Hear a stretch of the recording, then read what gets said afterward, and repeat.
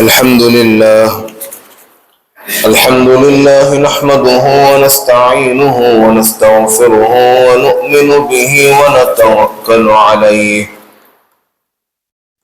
ونعوذ بالله من شرور أنفسنا ومن سيئات أعمالنا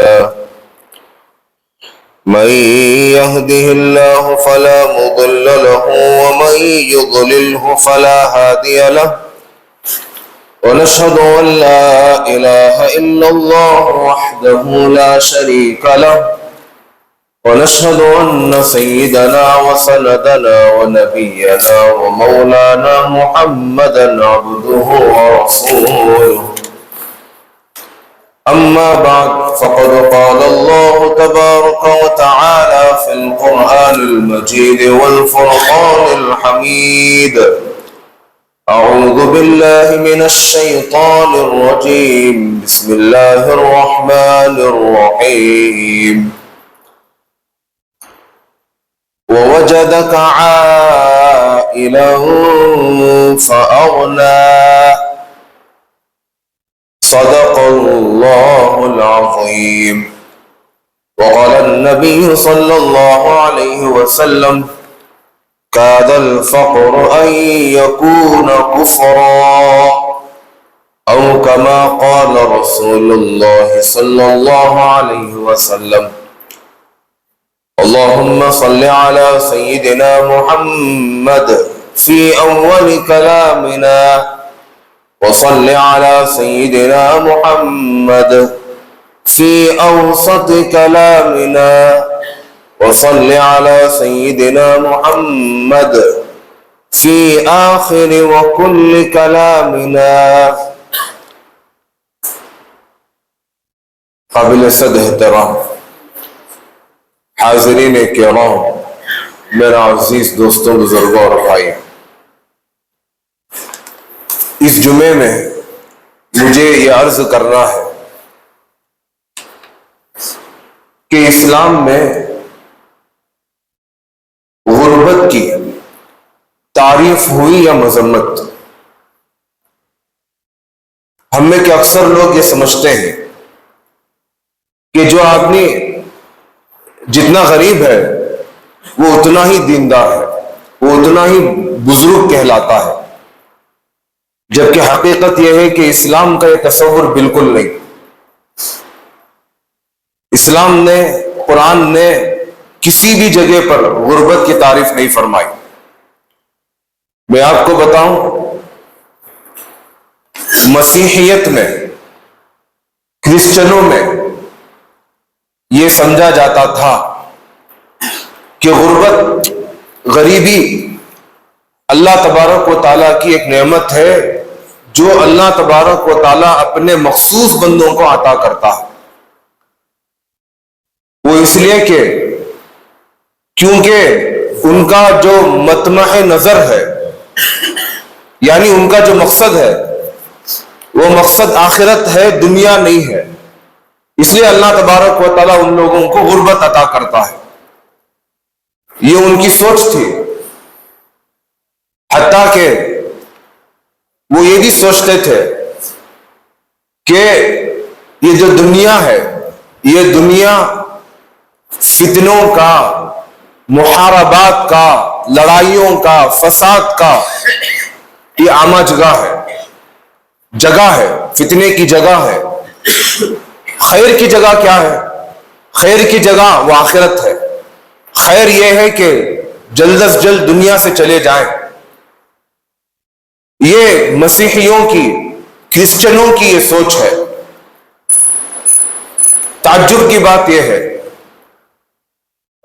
کہ مسیحیاں، کرسچنز، ان لوگوں نے اس نظریے کو، غربت کی اس نظریے کو جو میں نے ابھی بیان کیا آپ احباب کے سامنے، اس نظریے کو بعض بت پرستوں سے، بعض سنتوں سے، اور بعض وہ لوگ جو مختلف چیزوں کی پرستش کرتے ہیں، ان لوگوں سے اس نظریے کو عاریتاً لیا، مستعار لیا.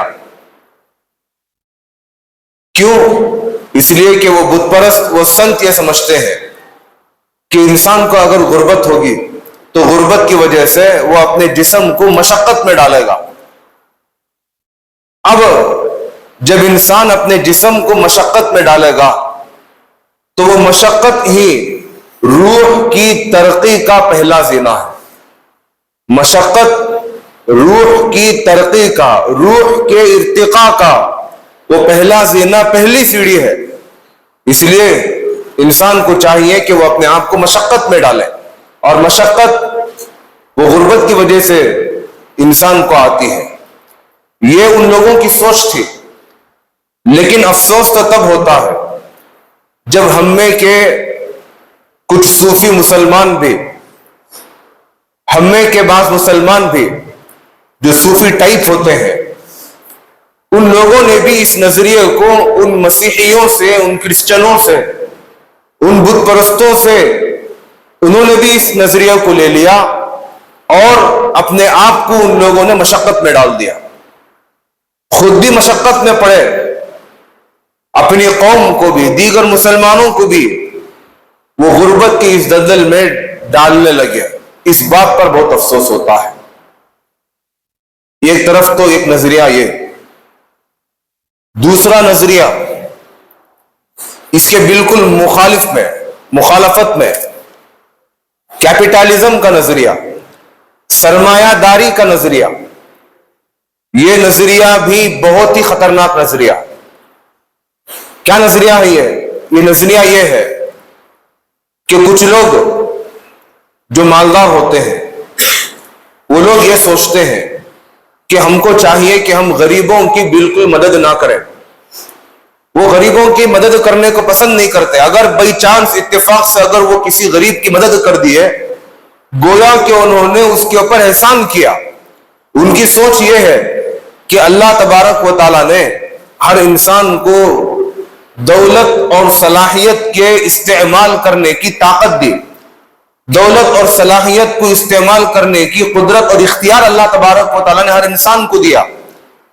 اب جب یہ غریب آدمی اپنی صلاحیت کو بروئے کار نہ لائے، اپنی صلاحیت کو استعمال میں نہ لائے اور وہ خود غریب بن جائیں، تو پھر ہمارا کیا قصور؟ ہم کیوں ان کی مدد کریں؟ کیپٹلزم کا یہ نظریہ، سرمایہ داروں کا یہ نظریہ، اور یہی نظریہ قارون کا تھا. قارون، آپ نے اس کا نام سنا ہوگا. فرعون کے زمانے میں قارون تھا، بہت بڑا مالدار تھا. اللہ تبارک و تعالیٰ نے اس کے بارے میں 21ویں غالباً 20ویں بارے میں اللہ تبارک و تعالیٰ نے ارشاد فرمایا، ان قارون کان من قوم موسیٰ، کہ یہ جو قارون ہے وہ موسیٰ علیہ السلام کی قوم سے تھا. اتنا مالدار تھا کہ صرف اس کی خزانے کی چابیاں وہ اونٹوں پر لاد کر، خزانے کو نہیں، خزانے کی چابیوں کو اونٹوں کے اوپر لاد کر لے کر جایا جاتا تھا. اتنا بڑا مالدار تھا. اور جب قارون سے یہ کہا گیا کہ تو اپنے مال پر مت اترا، واحسن کما احسن اللہ الیک، جیسے اللہ تبارک و تعالیٰ نے تیرے اوپر احسان کا معاملہ کیا، تجھے مالدار بنایا، تجھے دولت دی، تجھے ثروت دی، ایسے ہی تو لوگوں کو اس مال میں سے عطا کر، غریبوں کو دے. جب یہ حکم اسے دیا گیا، اکڑنے سے منع کیا گیا، تکبر سے روکا گیا، تو قارون کیا کہا؟ قارون نے یہی بات کہی، میں کیوں دوں؟ انما اوتیتہ علی علم عندی، مجھے یہ جو مال اور دولت جو عطا کیا گیا، یہ میری صلاحیت کی بنیاد پر مجھے یہ عطا کیا گیا. مجھے یہ جو دولت اور ثروت ملی، میں نے اپنی محنت کے بل بوتے پر میں نے اس نظام کو، ان پیسوں کو میں نے قائم کیا، اس کی ترقی میں نے کی. تو ایسی سوچ والے بھی پیدا ہوئے، اور اس کی ابتدا امت محمدیہ صلی اللہ علیہ وسلم میں 18ویں صدی عیسوی کے اوائل میں اس کی ابتدا ہوئی، اور یورپ میں اس کی بنیاد پڑی گئی. وہاں پر یہ نظام رائج ہوا. اس کا اثر اتنا خطرناک تھا کہ یہ جو کیپٹلسٹ تھے، یہ جو سرمایہ دار تھے، وہ لوگ نہ ہی بچوں کے اوپر رحم کرتے تھے، نہ ہی عورتوں کے اوپر وہ رحم کرتے تھے، کسی کے اوپر وہ رحم نہیں کرتے تھے۔ اب یہ لوگ فاقے کی وجہ سے، محتاجگی کی وجہ سے، فقر کی وجہ سے، غربت کی وجہ سے کم پیسوں پر زیادہ گھنٹے وہ جا کر کام کرتے تھے، ان کی زندگی اجڑ گئی، ان کی زندگی اجیرن ہو گئی۔ پھر اس کے بعد افکار بدلے، نظریات بدلے، عالمی جنگ رونما ہوئی، مختلف تنظیمیں وجود میں آئی، پھر سوشلزم کا نظام قائم ہوا۔ وہ لوگ یہ کہنے لگے کہ اس نظام کو، سرمایہ دارانہ نظام کو بدلنا چاہیے، اس کی وجہ سے غریبوں کے حق کو مارا جا رہا ہے، کسی کے اوپر رحم نہیں کیا جا رہا ہے۔ سوشلزم کا نظام آیا جس کی بنیاد پر انشورنس وجود میں آیا، پینشن کی اسکیم وجود میں آئی، اپاہجوں کو، معذوروں کو پینشن دیا جانے لگا، بوڑھوں کو پینشن دیا جانے لگا۔ یہ تمام چیزیں اس کے بعد میں بدلی، لیکن آج بھی سرمایہ دارانہ نظام آج بھی موجود ہے اور اس کا برا اثر لوگوں کے اوپر ہو رہا ہے۔ تو یہ دوسرا نظریہ، ایک نظریہ بعض لوگوں کے اندر ایک دم غربت کو اپنانے کا نظریہ، اور دوسرا نظریہ سرمایہ داروں کا نظریہ۔ وہ لوگ یہ کہتے ہیں کہ ہم غریبوں کی کچھ مدد نہیں کریں گے، ان کو بھی اختیار تھا صلاحیت اور دولت کو استعمال کرنے کا، وہ لوگ استعمال نہیں کیے تو ہماری کیا غلطی۔ لیکن اسلام یہ کہتا ہے یہ دونوں نظریے بالکل باطل ہیں، بالکل غلط نظریے ہیں۔ اسلام کسی جگہ پر بھی، قرآن مجید میں اللہ تبارک و تعالیٰ نے کسی موقع پر بھی غربت کی تعریف نہیں کی، غربت کو پسند نہیں کیا۔ پھر یہ سوال پیدا ہو سکتا ہے، احادیث میں وہ جو بیان کیا گیا دنیا سے دور رہنے کی فضیلت، تاریک الدنیا، زہد کی فضیلت کیا، تقوی کی فضیلت کو وہ جو بیان کیا گیا، اس کا کیا مطلب؟ ان احادیث کا مطلب یہ ہے، اللہ کے نبی علیہ السلام نے وہ جو فضائل بیان کیے وہ ان لوگوں کے لیے بیان کیے جن کے پاس دنیا ہو، جن کے پاس مال اور دولت ہو، اور وہ اس مال اور دولت کو اپنے دل میں نہ اتارے ہوں۔ ایسے لوگوں کی فضائل کو آپ علیہ السلام نے ان احادیث کے اندر بیان کیا۔ دنیا کو کون چھوڑے گا؟ وہی چھوڑے گا جس کے پاس مال ہو۔ اب جس کے پاس مال نہیں وہ کیا دنیا کو چھوڑے گا؟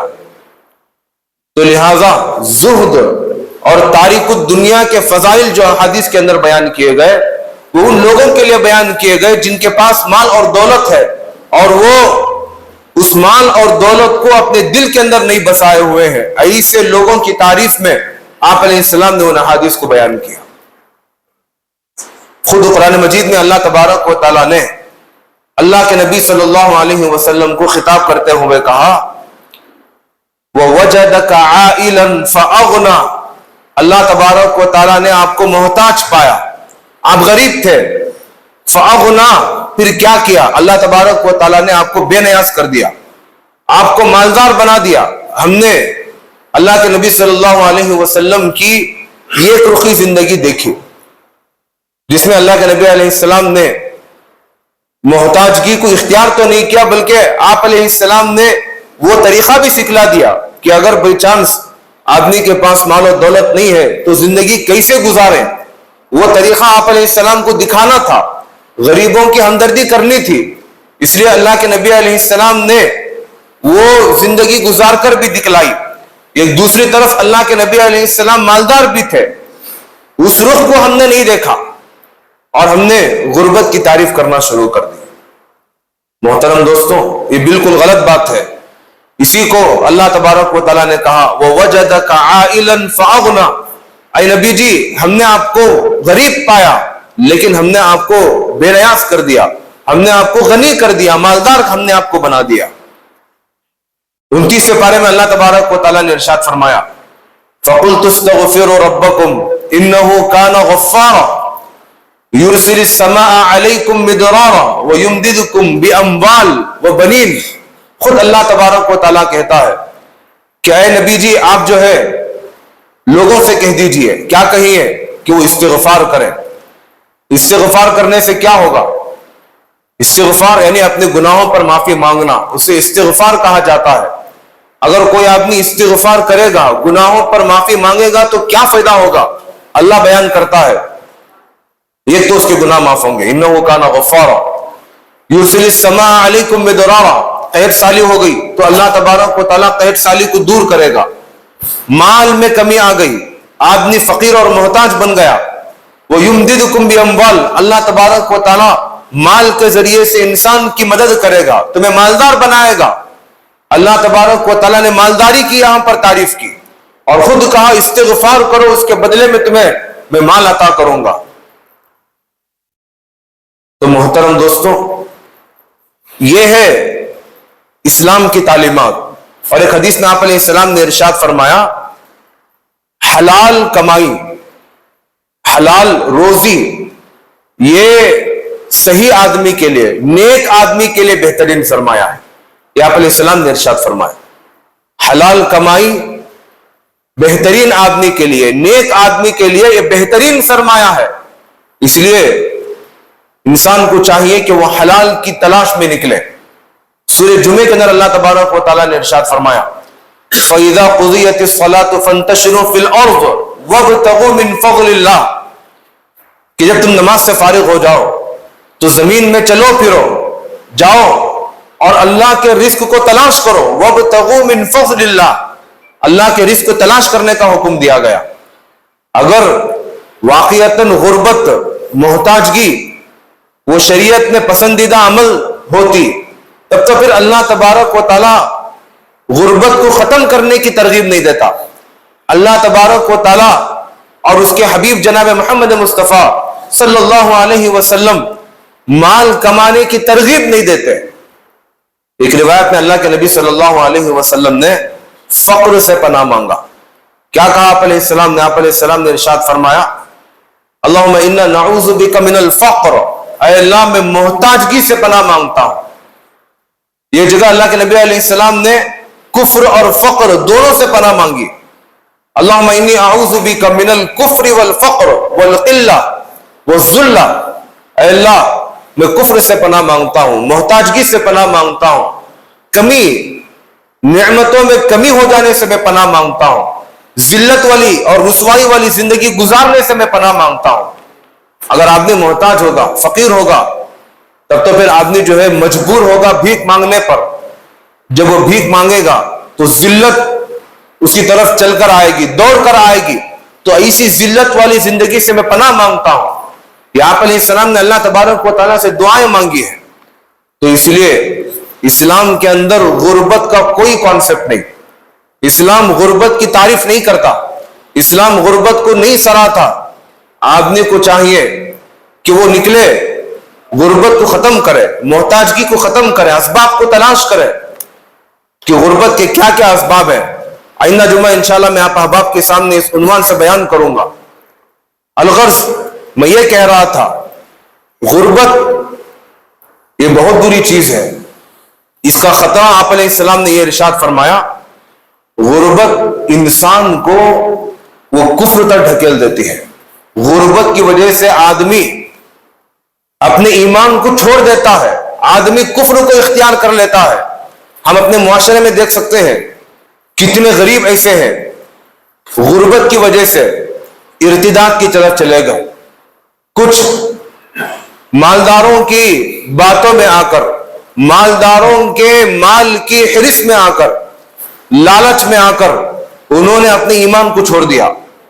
اسی کو آپ علیہ السلام نے ارشاد فرمایا، کاد الفقر ان یکون کفرا، ممکن ہے کہ محتاجگی اور فقر وہ انسان کو کفر کے دلدل میں ڈھکیل دے۔ یہ اللہ کے نبی علیہ السلام کی روایت ہے۔ اس لیے انسان کو چاہیے کہ انسان اپنے سے محتاجگی کو ختم کرے، غربت کو ختم کرے۔ حضرت ایوب علیہ السلام کا واقعہ میں آپ کو بیان کرتا ہوں، بخاری شریف کا واقعہ ہے۔ بخاری شریف کی روایت ہے کہ ایوب علیہ السلام جب وہ بیماری سے فارغ ہو گئے، انہیں بیماری تھی، بڑی خطرناک بیماری تھی، جب اللہ تبارک و تعالیٰ نے انہیں شفا عطا فرمایا تو وہ اپنے گھر آ گئے۔ اللہ تبارک و تعالیٰ نے ایوب علیہ السلام کو نبوت بھی دی، اللہ تبارک و تعالیٰ نے ایوب علیہ السلام کو مال بھی دیا۔ وہ اس طور پر کہ وہ غسل کر رہے تھے. جب وہ غسل کر رہے تھے تو آسمان سے اللہ تبارک و تعالیٰ نے سونے کی ٹڈیوں کی بارش برسائی. سونے کے جو ٹڈی جسے ہم جو ہے چڈا کہتے ہیں اپنی زبان میں، اسے ٹڈی کہا جاتا ہے، ان ٹڈیوں کی بارش ہوئی. تو ایوب علیہ السلام غسل کرنے کو چھوڑ کر ان ٹڈیوں کو لینے کے لیے، ان ٹڈیوں کو اٹھانے کے لیے چلے گئے. تو اللہ تبارک و تعالیٰ نے آواز دی، اے ایوب، کیا ہم نے تمہیں بیماری سے شفا عطا نہیں کی؟ کیا ہم نے تمہیں غنی نہیں کیا؟ پھر تم کیوں اس مال کو حاصل کرنے کے لیے آ گئے؟ تو حضرت ایوب علیہ السلام نے جواب دیا، اے اللہ، یہ جو تو سونے کی ٹڈیوں کو برسا رہا ہے، اے اللہ، یہ تیری نعمت ہے. اس نعمت کی برکت کو میں حاصل کرنا چاہتا ہوں، اس لیے میں یہاں پر آیا ہوں اسے لینے کے لیے. تو دیکھیں محترم دوستوں، ایوب علیہ السلام بھی یہ سمجھا رہے ہیں، نبی بھی یہ کہنا چاہ رہے ہیں کہ میں غریب ہوں اور اسلام غربت کو پسند کرتا ہے. یہ سوچ کر آپ لوگوں کو بیٹھنا نہیں چاہیے، آپ لوگوں کو آنا چاہیے، اللہ تبارک و تعالیٰ کے عطا کردہ نعمتوں کو کلیکٹ کرنا چاہیے، اسے حاصل کرنا چاہیے، اسے جمع کرنا چاہیے اور اپنی محتاجگی کو، اپنی فقیری کو ختم کرنا چاہیے. تو الغرض اسلام جو ہے وہ یہ کہتا ہے کہ غربت انسان کو وہ کفر تک لے کر جاتا ہے، اس لیے انسان کو چاہیے کہ وہ اس سے بچے. ایک شاعر کہتا ہے، عربی شاعر، کم عالم عالم آیت مذاہبہ وجاہل جاہل تلقاہ مرزوقا. بہت سے وہ لوگ جو محنت کرتے ہیں، جو مزدوری کرتے ہیں، ایسی مزدوری، ایسا کام کہ وہ کام انہیں تھکا دیتا ہے، لیکن اس کے باوجود وہ غریب رہتے ہیں. اور اس کے مقابلے میں بہت سے لوگ وہ سست خور ہوتے ہیں، کچھ کام نہیں کرتے، لیکن اس کے باوجود ان کے پاس پیسہ ہوتا ہے، وہ مالدار بن جاتے ہیں. هذا الذي يترك الالباب حائرة. یہ محتاجگی انسان کے عقلوں کو وہ حیران کر کے رکھ دیتا ہے. وصير العالم النحرير زنديقا. یہ اصل جملہ تھا. اور محنت کرنے والا بہترین انسان جس کا عقیدہ بنا ہوا ہے، ایسا انسان جو قرآن پڑھا ہوا ہے، ایسا انسان جو سب کچھ جانتا ہے، اس کے باوجود یہ محتاجگی اسے زندیق، بددین اور بے دین بنا کر چھوڑ دیتا ہے. تو اتنی خطرناک چیز ہے محتاجگی. اس لیے آپ علیہ السلام نے اس محتاجگی سے بچنے کی دعا سکھلائی اور ہم کو تعلیم دی. اور دوسرا نقصان محتاجگی کا یہ ہوتا ہے کہ غریبی کا اثر وہ انسان کے اخلاق پر بھی پڑتا ہے. انسان کے اخلاق پر غریبی کا اثر پڑتا ہے. یہاں تک کہ ایک روایت میں اللہ کے نبی علیہ السلام نے اخلاق کی گراوٹ کو بیان کرتے ہوئے یہ ارشاد فرمایا کہ بعض مرتبہ آدمی کو ہدیہ دیا جاتا ہے. آدمی کو چاہیے کہ وہ ہدیہ قبول کرے اس وقت تک جب تک کہ وہ ہدیہ رہے. لیکن جب ہم لوگوں کو یہ شائبہ ہو جائے کہ مجھے یہ تو دیا جا رہا ہے، وہ ہدیہ نہیں بلکہ وہ رشوت ہے، اگرچہ کہ آدمی اس رشوت کو لینا چاہتا ہے محتاجگی کی وجہ سے، لیکن آدمی کو چاہیے کہ وہ رشوت کو نہ لے، ترک کر دے، اس رشوت کو قبول نہ کرے. اسے بیان کر کے آپ علیہ السلام نے سمجھانا چاہ رہے ہیں اخلاقی گراوٹ یہاں تک ہوگی کہ آدمی غربت اور محتاجگی کی وجہ سے رشوت کو بھی قبول کر لے گا، رشوت کو بھی لے گا، جو کہ بالکل ناجائز اور حرام ہے رشوت لینا اسلام کے اندر. اور رشوت لینا اور دینا یہ اللہ تبارک و تعالیٰ سے جنگ کا، کھلم کھلا جنگ کا اعلان کرنا ہے. ایسی غلیظ چیز کو بھی انسان اپنا لے گا، اخلاقی گراوٹ انسان کے اندر آ جائے گی. ایک دوسری جگہ آپ علیہ السلام نے ارشاد فرمایا محتاجگی کی وجہ سے اخلاق میں گراوٹ یہاں تک ہوگی کہ آدمی ایک دوسرے آدمی کے پاس جا کر قرض مانگے گا. اذا اغرم حدث فکذب. محتاج بن گیا، قرض مانگنے کے لیے چلا گیا، اب قرض ایسے انداز میں مانگ رہا، ایسی باتیں کر رہا کہ میں ایسا محتاج ہوں، یعنی اپنے کو گرا کے بات کر رہا اور وعدے کر رہا، میں 2 دن میں دیتا ہوں، 3 دن میں دیتا ہوں، 10 دن میں دیتا ہوں، ایسے وعدے کر رہا، لیکن اپنی بات میں جھوٹا ہے. تو محتاجگی اور غربت کی وجہ سے ایک تو آدمی قرض لے گا جو کہ بہت بری بلا ہے. اب قرض لے گا تو اس میں جھوٹ بولے گا اور وعدہ کرے گا اور وعدے کی خلاف ورزی کرے گا. یہ سب کچھ اخلاقی گراوٹ. اور یہاں تک آپ علیہ السلام نے ارشاد فرمایا اخلاقی گراوٹ یہاں تک ہوگی کہ آدمی محتاجگی کی وجہ سے چوری کرے گا. چوری کی بیماری آدمی کے اندر آ جائے گی. آج ہمارے مسلم معاشرے کے اندر چوری کی بیماری بڑھ گئی. آپ دیکھ سکتے ہیں، اپنے معاشرے میں غور و فکر کر سکتے ہیں. ہمارے نوجوان، اچھے ہٹے کٹے نوجوان، وہ دکانوں میں خریدنے کے بہانے جا کر وہاں سے دکانوں سے پیسوں کو چوری کر رہے ہیں، راشن کو چوری کر رہے ہیں. ہمارے نوجوان وہ عورتوں کے زیورات کو چوری کر رہے ہیں، لوٹ ماری کر رہے ہیں. چوری کرنا بہت بڑا گناہ. اللہ تبارک و تعالیٰ نے ارشاد فرمایا السارق والسارقۃ فاقطعوا ایدیہما. چور چاہے وہ مرد ہو، چور چاہے وہ عورت ہو، اگر وہ چوری کرے اس کی ایک مقدار ہے، اتنی مقدار میں اگر وہ چوری کرے اور اس کے اوپر گواہ بھی موجود ہو تو ان کے ہاتھ کاٹ دیے جائیں. بعض چوری ایسی ہوتی ہے کہ اس میں اس کی انگلی کاٹ دی جاتی ہے، پھر سارے انگلیاں کاٹ دیے جاتے ہیں، ہاتھ کاٹ دیا جاتا ہے. چوری کی مختلف شکلیں، مختلف اس کی مقدار ہے، اس مقدار کے اوپر حاکم وقت اسے سزا دیتا ہے. ایسی بری بیماری میں انسان مبتلا ہو جاتا ہے. کیوں؟ اسی غربت اور محتاجگی کی وجہ سے. اخلاقی گراوٹ. ایک واقعہ آپ علیہ السلام نے بیان فرمایا کہ ایک زمانے میں ایک آدمی تھا، اس نے اخلاص کے ساتھ اللہ کے راستے میں پیسہ دیا، صدقہ دیا. صبح کو معلوم ہوا کہ وہ جو آدمی رات میں صدقہ دے گیا اخلاص کے ساتھ، کہ اس نے فلاں چور کو صدقہ دے دیا. اب آدمی پریشان ہو گیا کہ بھئی میں تو اخلاص کے ساتھ دیا، میں تو کسی محتاج کو دینا چاہتا تھا، اب میں چور کو دے دیا پیسے. خیر، پھر وہ آدمی نے ارادہ کیا چلو آج کی رات میں دوبارہ جو ہے صدقہ دے دوں. پھر اگلی رات وہ آدمی دوبارہ چھپ کر اندھیرے میں، رات کے اندھیرے میں اس نے دوبارہ ایک عورت کو صدقہ دیا. اگلے دن صبح ہی چرچا ہوا، لوگ آپس میں بات کر رہے تھے کہ فلاں آدمی نے ایک زانیہ اور فاحشہ عورت کو صدقہ دے کر چلا گیا. یہ آدمی بہت پریشان ہو گیا. گزشتہ رات تو میں جو ہے چور کو دے دیا اور آج کی رات میں ایک فاحشہ اور زانیہ عورت کو میں صدقہ دے دیا. تو غیب سے اسے آواز آئی کہ بھئی تجھے پریشان ہونے کی ضرورت نہیں، ممکن ہے کہ تیرے اس صدقہ دینے کی وجہ سے وہ چور اپنی چوری سے توبہ کر لے اور فاحشہ اور زانیہ عورت اپنی اس بد فعلی سے وہ توبہ کر لے.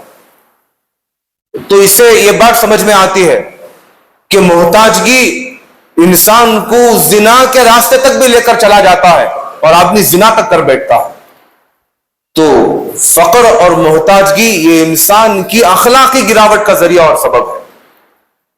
پھر اس کا ایک نقصان یہ بھی بیان کرتے ہیں، فقر اور محتاجگی انسان کے افکار کو، انسان کے وہ خیالات کو بھی بگاڑ کر چھوڑ دیتا ہے. انسان کے خیالات وہ سٹیبل نہیں ہوتے، انسان وہ ایک راستے پر نہیں ہوتا.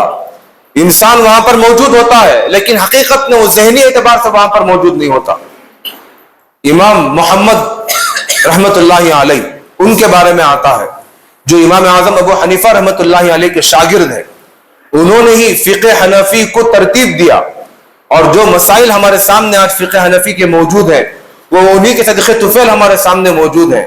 ان کے بارے میں آتا ہے کہ ایک مرتبہ وہ بیٹھ کر مسائل کو لکھ رہے تھے. ان کی باندی ان کے پاس آئی اور آ کر شکایت کرنے لگی کہ آج ہمارے گھر میں آٹا نہیں ہے روٹی پکانے کے لیے. تو امام محمد رحمت اللہ علیہ کو غصہ آ گیا. انہوں نے فوراً قلم کو وہاں پر رکھ کر باندی کی طرف مخاطب ہو کر کہنے لگے تیرا ناس ہو، تیرے اس جملے کی وجہ سے میرے ذہن سے 20 مسائل بھلا دیے گئے. یعنی جو ہی فقر کی بات کی گئی، آٹے کے نہ ہونے کی بات ان کے سامنے آئی، تو امام محمد رحمت اللہ علیہ ان کو جو ایک سوئی تھی، ان کے ذہن میں جو مسائل موجود تھے وہ سارے کے سارے اڑ گئے.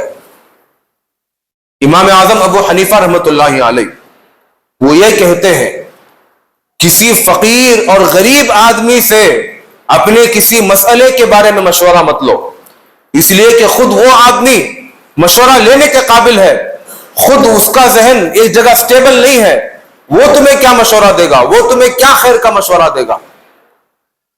تو اس لیے محتاجگی اتنی بری چیز ہے، اور اسی کو اللہ کے نبی علیہ السلام نے یہ جگہ ارشاد فرمایا وَلَا يَقْضِي الْقَاضِي وَهُوَ غَضْبَانٌ۔ کوئی آدمی جج بنا ہوا ہے، کوئی آدمی قاضی ہے، اب وہ قاضی فیصلہ کرنے کے لیے وہاں پر بیٹھا ہوا ہے، اب قاضی غصے کی حالت میں اگر ہے تو قاضی کو چاہیے کہ وہ فیصلہ نہ کرے، کیوں؟ اس لیے کہ اس کا ذہن ایک جگہ نہیں ہوتا، اب ذہن ایک جگہ نہیں ہوگا، منتشر ہوگا تو وہ کیا فیصلہ کرے گا۔ تو محترم دوستوں، فقر اور محتاجگی یہ انسان کے خیالات کے اوپر بھی، انسان کے افکار کے اوپر بھی اثر ڈالتی ہے، اور اس کے افکار کے اندر بھی بگاڑ پیدا کر دیتی ہے، حتیٰ کہ فقر اور محتاجگی انسان کی سماجی زندگی کے اوپر بھی اثر ڈالتی ہے۔ وہ اس طور پر کہ فقر اور محتاجگی کی وجہ سے نکاح نہیں ہوتا معاشرے کے اندر۔ آج ہم اپنے معاشرے میں دیکھ لیں، کتنی ہماری عورتیں پیسے نہیں ہونے کی وجہ سے وہ اپنے گھر میں بیٹھی ہوئی ہے، ان کا نکاح نہیں ہو رہا، شادی نہیں ہو رہی ان کی، اور اللہ تبارک و تعالی نے بھی کہا وَلْيَسْتَعْفِفِ الَّذِينَ لَا يَجِدُونَ نِكَاحًا حَتَّى يُغْنِيَهُمُ اللَّهُ مِنْ فَضْلِهِ۔ تو لہذا محتاجگی اور فقر وہ سماج کے اوپر بھی اثر ڈالتی ہے اور نکاح ہونے سے مانی بنتی ہے۔ نکاح ہو گیا بائی چانس، محتاجگی آ گئی تو بیوی اپنے شوہر کے ساتھ رہنے کو تیار نہیں ہوتی، خلا کا مطالبہ کرتی ہے، خاندانی نظام مستحکم نہیں رہتا، رشتے ٹوٹ جاتے ہیں، خاندان بکھر جاتا ہے، کیوں؟ غربت کی وجہ سے، محتاجگی کی وجہ سے۔ یہاں تک کہ اگر آدمی محتاج بن گیا تو خود اس کے اپنے سگے رشتہ دار، اس کے بھائی، اس کے بہن، سارے کے سارے اس سے دور ہونا شروع ہو جاتے ہیں، اس سے بات کرنا پسند نہیں کرتے، اسے مہمان بنا کر اپنے گھر کو بلانا پسند نہیں کرتے۔ سماج کے اوپر یہ اثر ڈال رہا ہے۔ تو اس لیے محترم دوستوں، غربت کو اسلام نے پسند نہیں کیا، غربت کو اپنانا یہ ہماری اپنی بے وقوفی ہے۔ بعض لوگ یہ کہتے ہیں کہ تقدیر میں ہم نہ ایسا لکھو ہے سو اللہ ہمارے نصیب میں غربت کو لکھ ڈالا۔ ایسی جو باتیں ہیں یہ بالکل بکواسات ہے، ایسا کچھ بھی نہیں ہے۔ آپ علیہ السلام اگر تقدیر میں یہی لکھا ہوتا تو اللہ کے نبی علیہ السلام کیوں دعا کرتے؟ انس رضی اللہ عنہ کو اللہ کے نبی علیہ السلام نے دعا دی اللہم اقصر مالا، اے اللہ تو انس کے مال میں اضافہ فرما۔ آپ علیہ السلام نے دعا کی اور انس رضی اللہ تعالیٰ عنہ بہت بڑے مالدار بنے۔ تو محترم دوستوں، یہ جو باتیں کہی جاتی ہیں ہمارے معاشرے کے اندر کہ تقدیر میں ایسا ہے، ہمارے نصیب میں یہ غربت لکھو ہے، یہ ساری باتیں ایک دم بکواسات ہے۔ آدمی بیمار ہو گیا تو علاج کیوں کراتا؟ آدمی بیمار ہو گیا گولی کیوں کھاتا؟ اگر بیماری کو بیان کی گئی تو اللہ تبارک و تعالیٰ نے علاج لینے کی بھی تاکید کی، اس کی دوائی بھی اللہ تبارک و تعالیٰ نے بیان کی، اور غربت بھی ایک بیماری ہے اور اس کو ختم کرنے کا علاج بھی اللہ تبارک و تعالیٰ نے بیان فرمایا، اور اس علاج کو اپنانا ہمارے لیے ضروری ہے۔ اگر نہیں اپنائے گا، ایسے ہی غربت کی زندگی جیے گا تو اللہ تبارک و تعالیٰ روز قیامت پوچھے گا، سوال کرے گا میں نے نعمتیں رکھی، تو نے نعمتوں کو کیوں نہیں اپنایا؟ نعمتوں کے بارے میں اللہ تبارک و تعالیٰ سوال کرے گا، تب جا کر انسان کیا جواب دے گا اللہ تبارک و تعالیٰ کو؟ تو اس لیے تقدیر کا بہانہ بنانا، نصیب کا بہانہ بنانا یہ اسلام کے اندر نہیں ہے۔ ان بہانوں کو ہٹا کر اپنی زندگی سے غربت کو ختم کر کے، اسراف کو چھوڑ کر صحیح زندگی گزارنا، دوسروں کے محتاج بنے بغیر زندگی گزارنا یہ ہمارے لیے ضروری ہے، اور یہی اسلام کا کانسیپٹ ہے۔ اللہ سے دعا ہے کہ اللہ تبارک و تعالیٰ کہنے سننے سے زیادہ عمل کرنے کی توفیق عطا فرمائے۔ وآخر دعوانا الحمدللہ رب العالمین۔ جو آپ سنتیں نہیں پڑھے ہیں سنتیں پڑھیں۔